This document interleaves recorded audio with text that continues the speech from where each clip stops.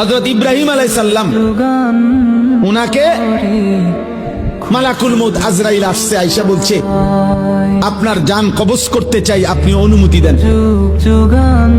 হাদিসের মধ্যে আছে প্রত্যেক নবীকে মৃত্যুর পূর্বে মালাকুল মউত জানায়, অনুমতি চায়। অনুমতি না নিয়ে কোন নবীর জান কবজ করা হয় নাই। তো ইব্রাহিম আলাইহিস সালাম বললেন, আজরাইল আমার একটা ছোট্ট প্রশ্ন আছে আল্লাহর কাছে, তুমি একটু জিগাইয়া আসো। যাও তুমি জিগাও। তো আজরাইল মালাকুল মউত বলছে আচ্ছা বলেন।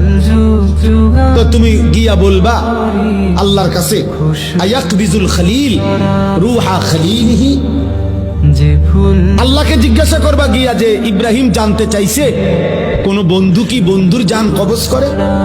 বন্ধু বুঝি বন্ধুরে মাইরে লাগে? আমি না আপনার বন্ধু? ইব্রাহিম আলাইহিস সালাম কার বন্ধু? কথা বলে না, আল্লাহর বন্ধু কিনা?